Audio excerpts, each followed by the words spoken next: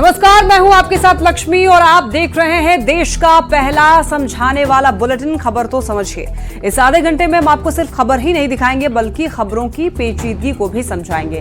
लेकिन सबसे पहले आइए जल्दी से जान लेते हैं आज की 4 वो बड़ी खबरें जिस पर मुख्य तौर पर नजर रहेगी। तो पहली खबर होगी रेप पर राजनीति आखिर कौन कर रहा है, इसे आपको डिटेल में बताएंगे। चूंकि जिस तरीके से वेस्ट बंगाल में एक महिला डॉक्टर के साथ रेप हुआ, इसके बाद राजनीति काफी ज्यादा गर्म है और इसके बाद हमारी नजर रहेगी भाषा पर, सियासी महाभारत पर। ये भी आपको डिटेल में आगे समझाएंगे और फिर आपको बताएंगे बिहार को स्पोर्ट्स अकादमी की सौगात मिली है, इसके मायने आपको समझाएंगे और फिर आपको बताएंगे कफ सिरप की तस्करी के मायने क्या हैं। बता दें आपको कि भारी मात्रा में कफ सिरप जब्त की गई है, तो इसके मायने क्या है वो आपको डिटेल में आगे समझाएंगे। इसके अलावा और भी कई बड़ी खबरें हैं, आप देखते रहिए, खबर तो समझिए। देखिए, पश्चिम बंगाल में डॉक्टर के साथ दरिंदगी के बाद पूरे देश में सियासी माहौल गर्म है। ममता बनर्जी ने यह कहा है कि अगर पश्चिम बंगाल जला तो असर बिहार, झारखंड और दिल्ली तक होगा। ममता बनर्जी के बयान पर एनडीए नेताओं ने निशाना साधा है, तो वहीं तेजस्वी यादव ने ममता बनर्जी का समर्थन किया है।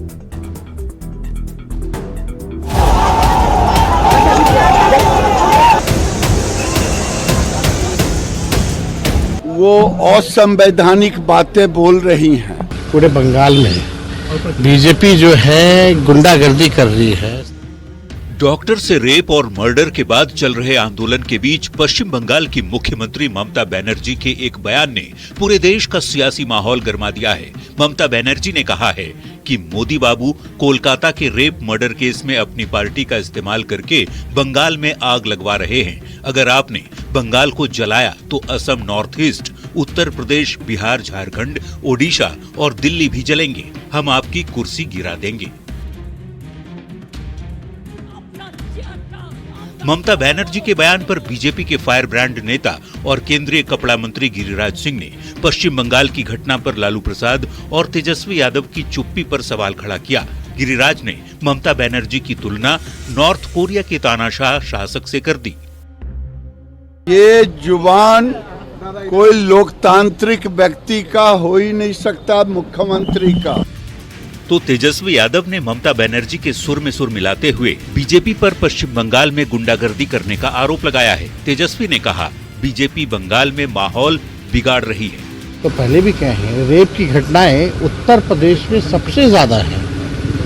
बीजेपी शासित राज्यों में सबसे ज्यादा रेप की घटनाएं होती है। बिहार में लगातार हो रहा है, तो उस पर क्यों चुप्पी लोग साधे हुए? आपको बता दें, कोलकाता के आरजी कर मेडिकल कॉलेज में रेप मर्डर के बाद डॉक्टर पिछले 21 दिनों से आंदोलन पर हैं। लोग डॉक्टर के लिए इंसाफ मांग रहे हैं। सवाल है कि पश्चिम बंगाल में डॉक्टर की हत्या हुई, बंगाल पुलिस पर सवाल उठ रहे हैं और नाराज लोग इंसाफ मांग रहे हैं। ऐसे में बाकी राज्यों में आग लगाने की बात कहना क्या एक मुख्यमंत्री के लिए उचित है? सवाल ये भी कि रेप पर राजनीति आखिर कौन कर रहा है? न्यूज़ 18 के लिए पटना से अमित कुमार और धर्मेंद्र कुमार के साथ ब्यूरो रिपोर्ट। आइए अब आपको समझाते हैं कि रेप पर आखिर राजनीति कर कौन रहा है। देखिए, कोलकाता में कथित रेप और हत्या का मामला और इसके बाद काफी ज्यादा बवाल थमने का नाम नहीं ले रहा है। आंदोलन थम नहीं रहा है। 21 दिन से डॉक्टर्स जो हैं आंदोलन पर चल रहे हैं। डॉक्टर के साथ आम लोग भी गुस्से में हैं, भड़के हुए हैं और आंदोलन के कारण ही ममता सरकार दबाव में है। तो सरकार की भूमिका पर अब ऐसे में सवाल खड़े हो रहे हैं। कोलकाता रेप और हत्याकांड पर राष्ट्रपति द्रौपदी मुर्मू ने भी चिंता जताई और द्रौपदी मुर्मू भी एक बहुत बड़ा पोस्ट किया उन्होंने, जिसमें उन्होंने लिखा कि वो भी डरी हुई हैं ऐसी घटनाओं से। कोलकाता रेप हत्याकांड पर पीएम मोदी ने कहा है कि दोषी चाहे जो भी हो, बचना बिल्कुल नहीं चाहिए और अपने अब तक के पूरे कार्यकाल में ममता सरकार पर इतना दबाव कभी नहीं था और यही वजह है कि ममता बनर्जी गुस्से में हैं और गुस्से में इजहार कर रही हैं। ममता बनर्जी बीजेपी पर माहौल बिगाड़ने की कोशिश का आरोप लगा रही है। ममता बनर्जी ने कहा है कि यहां पर बंगाल में जो स्थिति है वो बीजेपी की वजह से है। बीजेपी आग लगवाती है, हिंसे भड़काती है। कई आरोप बीजेपी पे मढ़े गए और ये कहने से भी नहीं चूकती हैं ममता बनर्जी कि अगर बंगाल जला तो बिहार, असम और बाकी के राज्य भी जलेंगे, इसका असर उधर भी होगा। तो इसको लेकर के अब सियासत जो है वो बाकी के राज्यों में भी हो रहे हैं इस बयान के बाद। एनडीए में शामिल दलों के नेताओं का आरोप है कि अमर्यादित भाषा का इस्तेमाल कर तेजस्वी संवैधानिक पद की गरिमा गिरा रहे हैं। वहीं आरजेडी और कांग्रेस के नेताओं ने इस पर पलटवार किया और भाषा की मर्यादा का ज्ञान तेजस्वी यादव को नहीं देने की नसीहत दी।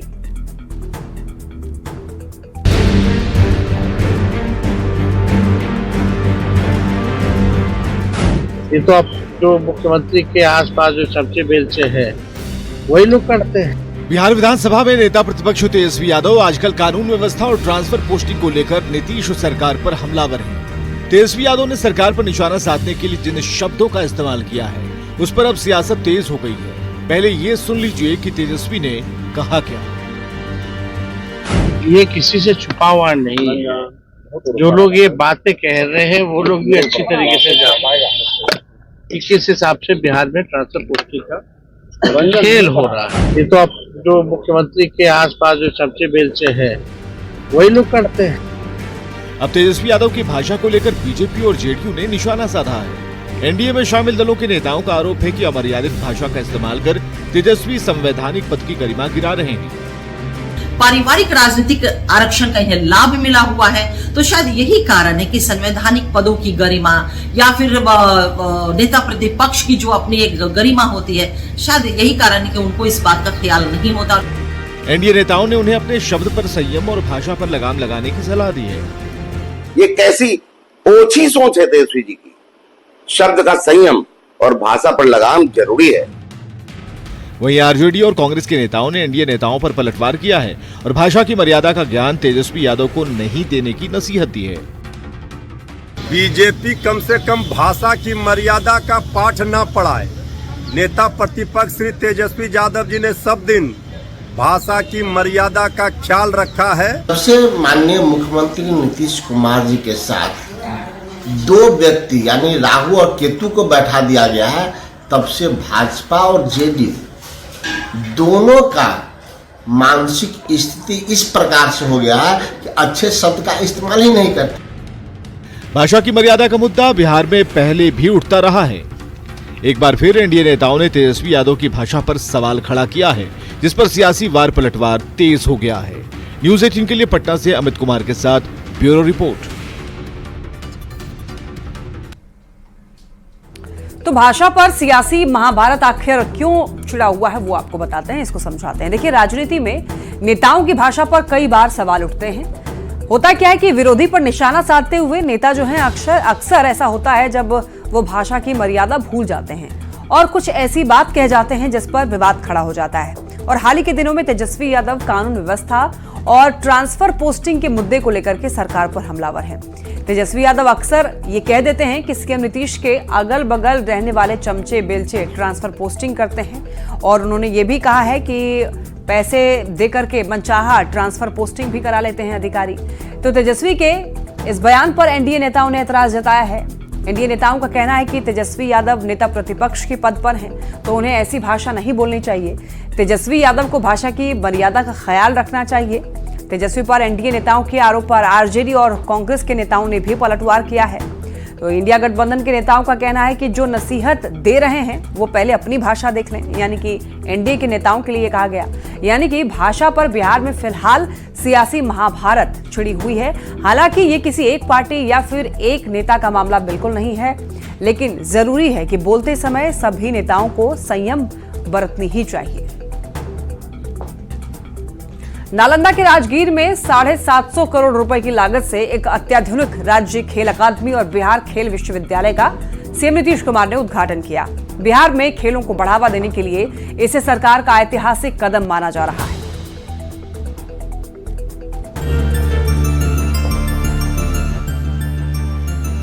बिहार में खेलों को बढ़ावा देने और नई ऊंचाइयों पर ले जाने की दिशा में सरकार ने ऐतिहासिक कदम उठाया है। नालंदा के राजगीर में अत्याधुनिक राज्य खेल अकादमी और बिहार खेल विश्वविद्यालय का सीएम नीतीश कुमार ने उद्घाटन किया। राजगीर स्पोर्ट्स कॉम्प्लेक्स में अलग अलग खेलों के लिए अलग अलग स्टेडियम का निर्माण कराया गया है। राजगीर की खूबसूरत वादी में बना ये स्टेडियम हर किसी को आकर्षित करने वाला है। यहाँ राष्ट्रीय और अंतर्राष्ट्रीय स्तर के मैच का आयोजन किया जाएगा। नवंबर में एशियन महिला हॉकी चैंपियनशिप का आयोजन राजगीर स्पोर्ट्स कॉम्प्लेक्स में किया जाएगा। बिहार में स्पोर्ट्स का एक पुनरुत्थान होने जा रहा है और स्पेशल मैं कहूँगा हॉकी डॉक्टर हमने सोचा नहीं था कि बिहार में ऐसा एक जगह होगा, राजगिरी की ब्यूटीफुल चारों ओर ब्यूटीफुल पहाड़ पर से घिरा हुआ है और यहाँ पे वर्ल्ड क्लास इंफ्रास्ट्रक्चर की जाएगी, ये हमें उम्मीद नहीं था। राजगीर में 750 करोड़ रुपए की लागत से 90 एकड़ जमीन पर इस अंतर्राष्ट्रीय स्पोर्ट्स अकादमी का निर्माण हुआ है। ये अकादमी सिर्फ एक खेल केंद्र नहीं बल्कि एक विश्व स्तरीय खेल परिसर है, जहाँ इंडोर और आउटडोर दोनों स्टेडियम हैं। यहाँ एक साथ 24 खेल का प्रशिक्षण मिल सकेगा। Athletics track, football stadium, hockey turf, swimming pool और अन्य खेल सुविधाएं यहाँ मिलेंगी। अकादमी में खिलाड़ियों को आवासीय और गैर आवासीय दोनों तरह की सुविधाएं मिलेंगी। राजगीर में अत्याधुनिक राज्य खेल अकादमी का शुरू होना बिहार में खेलों को बढ़ावा देने के लिए सरकार का ऐतिहासिक कदम माना जा रहा है। न्यूज़ 18 के लिए नालंदा के राजगीर से आनंद अमृतराज के साथ अभिषेक की रिपोर्ट।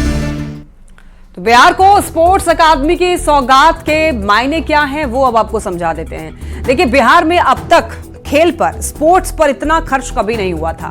750 करोड़ की लागत से स्पोर्ट्स अकादमी तैयार किया गया है।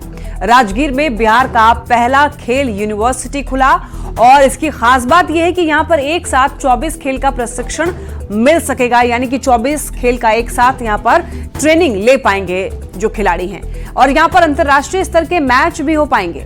बिहार के राजगीर में अंतर्राष्ट्रीय स्तर की सुविधा मिलने जा रही है।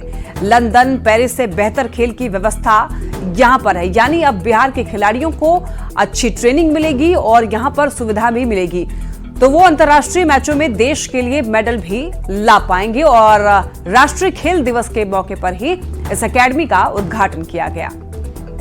झारखंड के पूर्व मुख्यमंत्री चंपाई सोरेन अब बीजेपी के होने वाले हैं। शुक्रवार को रांची में बीजेपी के बड़े नेताओं की मौजूदगी में चंपाई अपने हाथों में कमल थाम लेंगे। बुधवार को जेएमएम की प्राथमिक सदस्यता से इस्तीफा देने के बाद चंपाई बीजेपी में शामिल हो जाएंगे और बीजेपी में जाने से पहले चंपाई सोरेन का पैतृक घर और गांव पूरी तरह से भगवामय हो चुका है। रिपोर्ट देखिए।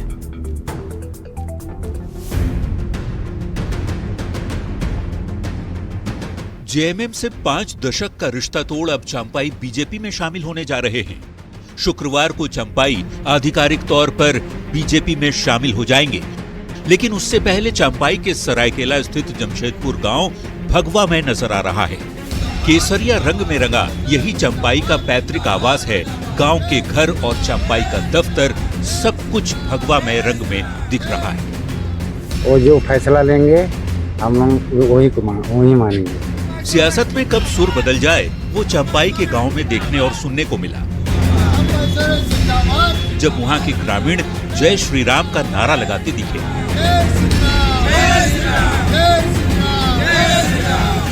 खैर, भगवा रंग से निकलते हुए बात चंपाई के शुक्रवार को बीजेपी में शामिल होने की। रांची में चंपाई आधिकारिक तौर पर बीजेपी में शामिल हो जाएंगे। चंपाई कहते हैं बहुत सोच समझकर बीजेपी में शामिल होने का उन्होंने फैसला किया है। आदिवासियों के अस्तित्व को बचाने के लिए आवाज उठाते रहेंगे। आना बड़ा सोच समझ के हमने उस पार्टी में ज्वाइन करने जाना है और वहाँ से हम आदिवासी के अस्तित्व को बचाएंगे। तो सरकार जो आदिवासी अस्तित्व जो आज मिटते जा रहा है, जनसंख्या घटते जा रही है, हम उस जगह से आवाज उठाएंगे पूरा झारखंड प्रदेश में। अरे कल आपका क्या प्रोग्राम? कल तो हमारा सदस्य ग्रहण करना है भारतीय जनता पार्टी। कल के बाद में जो हमको जो जिम्मा देंगे बस उसी जिम्मा को निभाएंगे प्रदेश में। भगवा रंग में रंगने जा रहे चंपाई की बीजेपी में शामिल होने की तस्वीर पर सभी की नजर टिकी होगी, जब चुनाव से ठीक पहले कोल्हान टाइगर जेएमएम की जगह बीजेपी का झंडा उठाते दिखेंगे। न्यूज़ 18 के लिए सरायकेला से आशीष तिवारी के साथ ब्यूरो रिपोर्ट। बीजेपी के लिए चंपाई के महत्व क्या है वो भी आप समझिए। देखिए, कोल्हान में विधानसभा की 14 सीट है और कोल्हान में भारतीय जनता पार्टी के हाथ यहां पर खाली हैं और चूंकि चंपाई सोरेन को कोल्हान टाइगर कहा जाता है, दरअसल 2005 के बाद से चंपाई सोरेन लगातार चुनाव जीत रहे हैं और चंपाई सोरेन जो है बहुत बड़ा चेहरा माने जाते हैं आदिवासियों के और कहा जाता है कि उनका बहुत बड़ा जनाधार है, बहुत पुराने नेता हैं, आंदोलन में भी इनकी सक्रिय भूमिका रही थी। तो ऐसे में चंपाई के हटने से जेएमएम को बड़ा नुकसान संभव है और पूरे कोल्हान में जेएमएम कमजोर पड़ सकता है। बीजेपी में चंपाई सोरेन के आ जाने से। और यही वजह है कि चंपाई सोरेन के बीजेपी में शामिल होने को ग्रैंड बनाने की तैयारी चल रही है और जो घर है उनका पैतृक घर चंपाई सोरेन का, उसे भगवामय कर दिया गया है। बढ़ते खबरों में आगे, पटना के अटल पथ पर अपराधियों ने आरजेडी विधायक सुदय यादव की पत्नी से सोने की चेन छीनकर फरार हो गए। इस घटना के बाद इलाके में हड़कंप मचा हुआ है। पुलिस अपराधियों का सुराग लगाने में जुटी है। अब दरअसल इस घटना के बाद सवाल ये उठ रहे हैं कि अगर बिहार की राजधानी में विधायक की पत्नी सुरक्षित नहीं है तो फिर आम आदमी का क्या हाल होगा।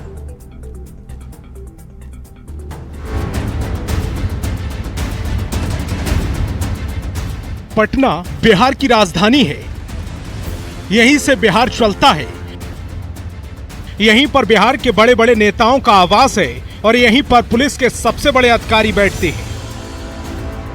सचिवालय थाना क्षेत्र के अटल पथ की गिनती पटना के पॉश इलाकों में होती है, लेकिन इसी अटल पथ पर झपट मार एक विधायक की पत्नी से दिन दहाड़े चैन लूटकर फरार हो जाते हैं।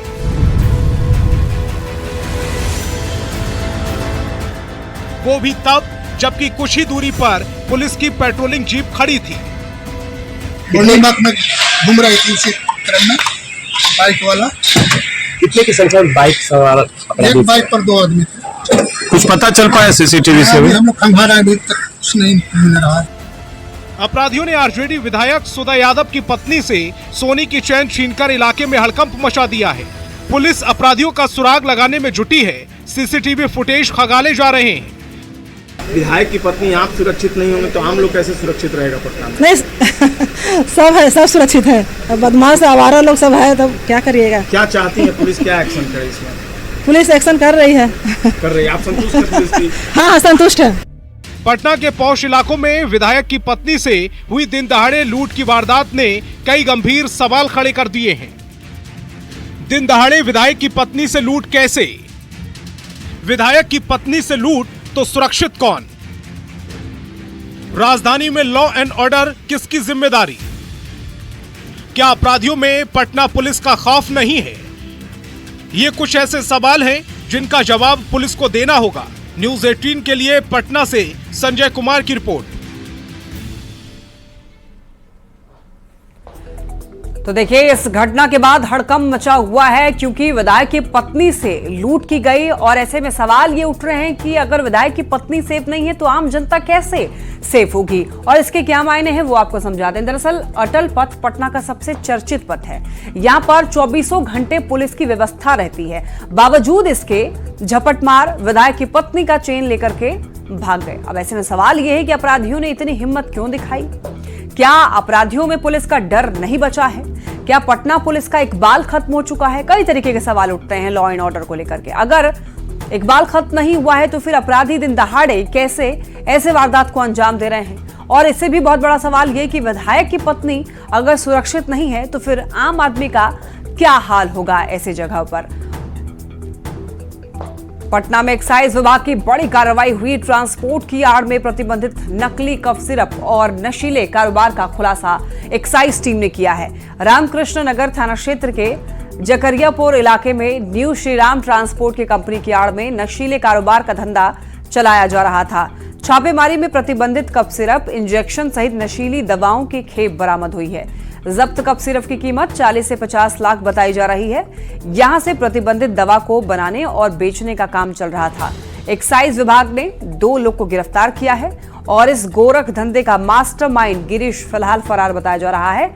फिलहाल पुलिस दवाओं के गोदाम को सील करके आगे की कार्रवाई में जुट चुकी है।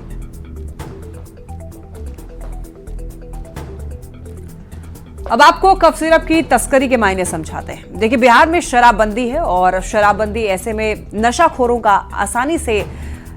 को आसानी से शराब नहीं मिल पाती है। शराब की उपलब्धि जो उपलब्ध शराब नहीं हो पाते हैं बहुत आसान तरीके से। तो ऐसे में होता क्या है कि शराब पीने पर जेल जाने का भी खतरा बना रहता है और यही वजह है कि नशेड़ियों ने शराब का एक विकल्प खोज लिया है और कई लोगों ने नशे के लिए कफ सिरप पीना शुरू कर दिया है। क्योंकि कफ सिरप में अल्कोहल की जो मात्रा होती है, अल्कोहल की जो परसेंटेज होती है थोड़ी सी ज़्यादा होती है। इसी बात को समझते हुए कई लोग कफ सिरप ही पीते हैं। और देखिए, बिहार में बैन कर दिया गया है कफ सिरप को, लेकिन जो प्रतिबंधित कफ सिरप हैं अगर वो ट्रांसपोर्ट किए जाते हैं तो फिर उस पर प्रतिबंध लगाया जाता है। लेकिन देखिए तस्कर जो है तस्करी के जरिए कफ सिरप ला रहे हैं ताकि नशे की खेप दिलाई जा सके।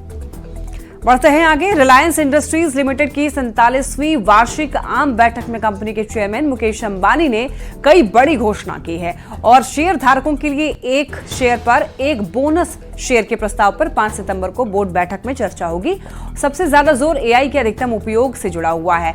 आरआईएल के चेयरमैन मुकेश अंबानी ने कहा है कि एआई को ज्यादा सुलभ बनाने के लिए जियो ब्रेन लाया जाएगा। मुकेश अंबानी ने कहा है कि एआई की मदद से चिकित्सा के क्षेत्र में भी बदलाव आ रहा है, तो वहीं एआई तकनीक से खेती में भी मदद मिलेगी।